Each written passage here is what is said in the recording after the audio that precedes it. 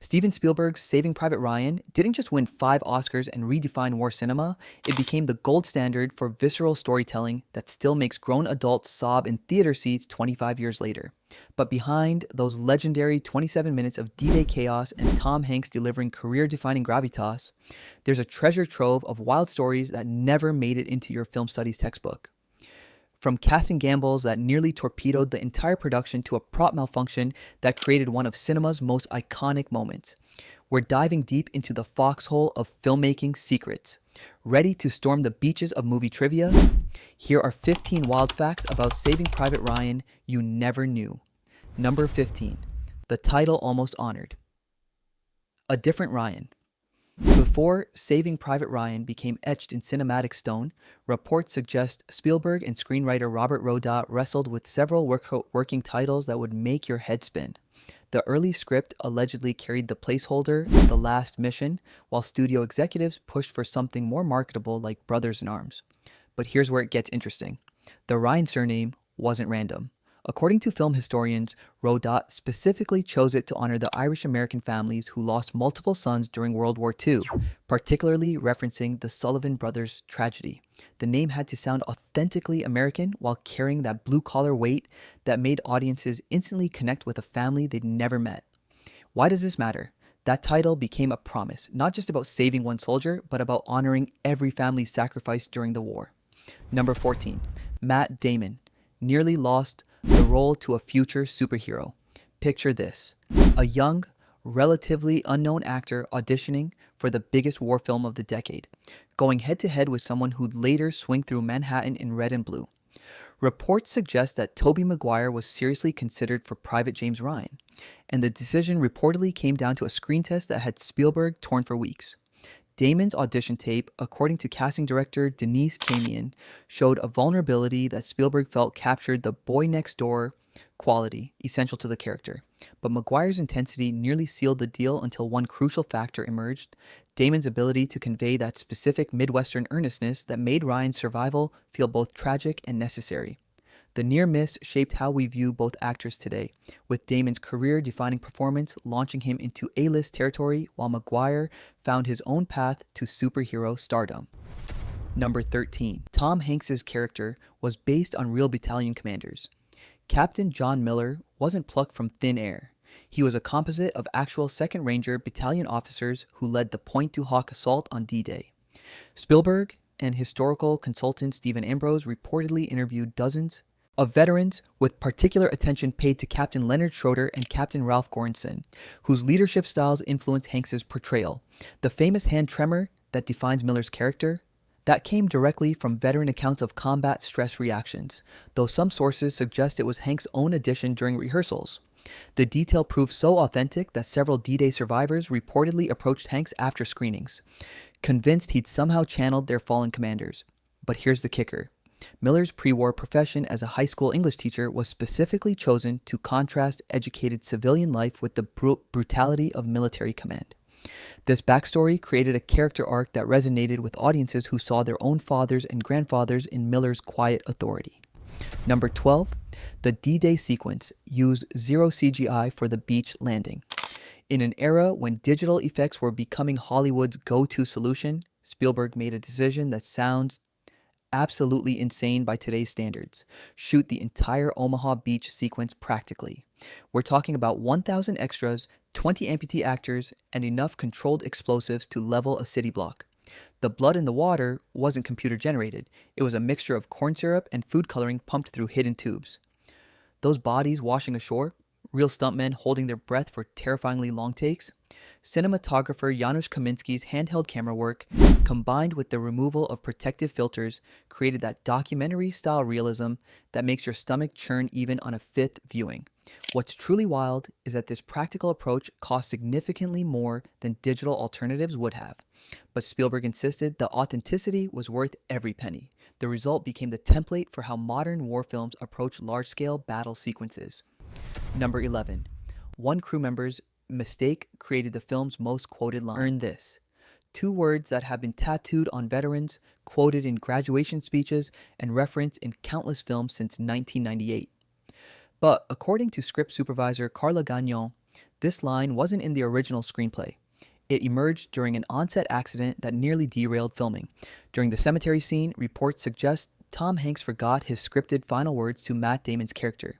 Instead of calling cut, he improvised the whispered "earn this," drawing from his own emotional state after months of intensive preparation. Spielberg reportedly loved it so much that he immediately ordered script rewrites to build toward that moment.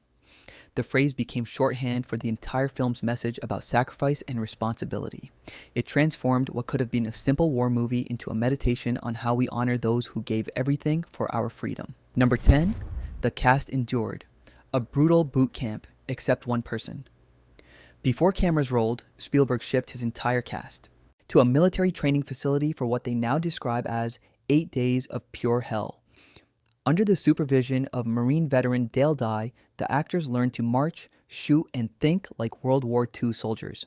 They slept in foxholes, ate K rations, and endured psychological pressure designed to bond them as a unit. But here's the twist that changed everything. Matt Damon was deliberately excluded from this experience. While his co-stars suffered through dawn drills and combat exercises, Damon stayed in comfortable hotels and enjoyed catered meals. The reasoning? Spielberg wanted the other actors to genuinely resent the guy they were risking everything to save. This calculated exclusion created authentic tension that permeates every scene. When Corporal Upham questioned the mission, or when the squad debates abandoning Ryan, that underlying resentment came from real feelings cultivated during pre-production. Number 9. Steven Spielberg turned down Titanic to make this film.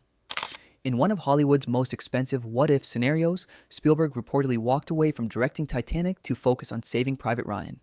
James Cameron's epic was already in pre-production with a guaranteed massive budget, A-list cast, and studio backing that would have made Spielberg even wealthier than he already was. According to industry insiders, Spielberg felt a personal obligation to tell this World War II story, particularly after his work on Schindler's List had connected him deeply with that historical period. The decision meant turning down what became the highest grossing film of all time to pursue a much riskier war drama with no guarantee of commercial success. The choice defined both directors' legacies. Cameron got his King of the World moment, while Spielberg created what many consider the definitive American war film. Sometimes the road not taken leads to something even more valuable than box office gold. Number 8. The sniper scene was based on a real incident. That nail-biting sniper duel between Private Jackson and the German marksman wasn't Hollywood invention. It was adapted from multiple documented encounters during the Normandy campaign. Military historians note that sniper warfare became increasingly psychological as both sides realized the strategic value of eliminating key personnel. The scene's technical details, from the scope adjustments to the religious prayers, came directly from veteran interviews conducted by Stephen Ambrose. What's particularly chilling is that the German sniper's methodical approach mirrors actual Waffen-SS training manuals that emphasize patience and psychological warfare over rapid fire. But here's what makes it truly haunting. Several D-Day veterans reported similar cat-and-mouse games that lasted hours, with snipers learning personal details about their targets through prolonged observation. The scene's intimacy reflects the deeply personal nature of this type of warfare. Number 7, Tom Hanks improvised the story about his wife. During the film's emotional centerpiece, Captain Miller's monologue about his wife tending roses, Tom Hanks was supposed to deliver completely different dialogue about military strategy and the mission's importance. Instead, he began improvising a deeply personal story about gardening and domestic life that left the entire crew speechless. Spielberg reportedly let the cameras roll for nearly 10 minutes while Hanks crafted this intimate portrait of a marriage interrupted by war. The rose garden metaphor, with its themes of nurturing and growth, became a perfect counterpoint to the film's themes of destruction and sacrifice. What makes this moment even more powerful is that Hanks drew from his own marriage to Rita Wilson, channeling genuine emotions about being separated from family during lengthy film shoots. The authenticity resonated so strongly that several veterans approached Hanks afterward, sharing their own stories about wives waiting at home. Number 6, the sticky bomb scene required actual explosives training. When Private Mellish explains how sticky bombs work, he's not just delivering exposition, he's demonstrating actual World War II weapons technology that required extensive safety protocols to film. The production hired military ordnance experts to ensure every detail was historically accurate, from the adhesive composition to the detonation mechanism. What's truly wild is that the actors handled functional reproductions that could have caused serious injury if misused. Jeremy Davies, who played Corporal Upham, reportedly spent weeks learning proper handling techniques because Spielberg insisted on practical effects over digital alternatives. The technical accuracy paid off in spades. Military historians praise the film's attention to these mechanical details, noting that most war films gloss over the engineering innovations that gave Allied forces crucial advantages in urban combat situations. Number 5. The film almost received an NC-17 rating. The MPAA's initial response to Saving Private Ryan was swift and brutal. The organization felt the D-Day sequence was too graphic for an R rating. Studio executives panicked, knowing that an NC-17 classification would severely limit theatrical distribution and eliminate crucial demographic segments. Spielberg refused to cut a single frame from the beach landing, arguing that sanitizing the violence would dishonor the veterans who experienced it. The standoff lasted months, with intense negotiations focusing on context rather than content. The MPAA eventually agreed that the violence served the story's historical and emotional purposes rather than providing gratuitous entertainment. This ratings battle established important precedents for how historical violence is evaluated versus fictional bloodshed. The film's ultimate R rating came with unusual provisions that acknowledged its educational and memorial value, a decision that influenced how future war films would be assessed. Number 4. One prop sold at auction for 6 figures. Captain Miller's helmet, complete with authentic battle damage and Tom Hanks's sweat stains, became one of Hollywood's most expensive memorabilia pieces when it sold at auction for $120,000 in 2019. But here's what makes this particularly fascinating. The helmet wasn't originally intended as the primary prop. According to production designer Tom Sanders, 3 identical helmets were created for filming, but one developed a unique patina during the beach sequence that Spielberg found compelling. That hero helmet became the version used in all close-up shots, making it essentially irreplaceable for collectors and film historians. The astronomical price reflects not just the film's cultural impact, but the growing market for authentic props from historically significant movies. When personal items from fictional characters command 6-figure prices, it demonstrates how deeply these stories embed themselves in collective memory. Number 3. The cemetery scenes were shot in 2 different countries. While audiences assume the book and cemetery scenes take place in the same location, they were actually filmed at separate Normandy sites months apart. The opening sequence was shot at the actual American cemetery at Colville-sur-Mer, while the closing scenes used a different section with better lighting conditions for the aging makeup effects. This logistical decision created continuity challenges that required extensive digital touch-ups, not for special effects, but simply to match gravestone arrangements and landscape features between locations. The production team reportedly spent weeks ensuring that background elements remained consistent across time jumps. What's remarkable is that most viewers never notice these geographical shifts, testament to the seamless integration of practical locations with careful post-production work. The emotional authenticity of both locations helped sell the temporal connection between past sacrifice and present remembrance. Number 2. Steven Spielberg donated his director's fee to veterans.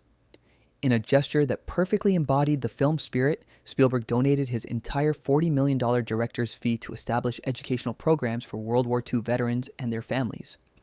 This wasn't a publicity stunt, it was a quiet decision that only became public knowledge years later through tax documents and veteran organization reports.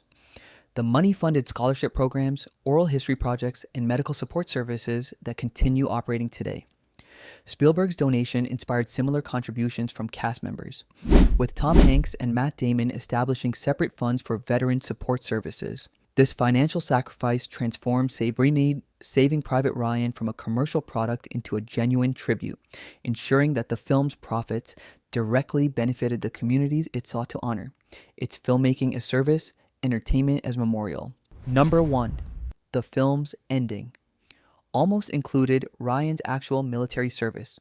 The original screenplay contained an additional sequence showing an older Private Ryan discussing his post-war military career, including service in Korea and Vietnam. This extended epilogue would have transformed the film's message from a simple World War II story into a meditation on lifetime military service and generational sacrifice. Spielberg ultimately cut this material, feeling it diluted the focus on World War II's specific historical moment. But test screenings with the longer ending reportedly produced different audience reactions, with some viewers feeling more satisfied with Ryan's character arc while others found it unnecessarily complex. The decision to end with the cemetery scene instead created one of cinema's most powerful conclusions, allowing audiences to project their own understanding of how Ryan earned his survival.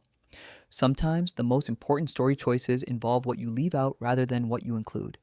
25 years later, Saving Private Ryan remains the war film that changed everything, proving that audiences craved authentic storytelling over sanitized spectacle. And somewhere out there, Tom Hanks's helmet is probably worth even more than $120,000, because some stories become priceless when they honor the people who lived them first. Now, if you'll excuse me, I need to go call my grandfather and thank him for literally everything.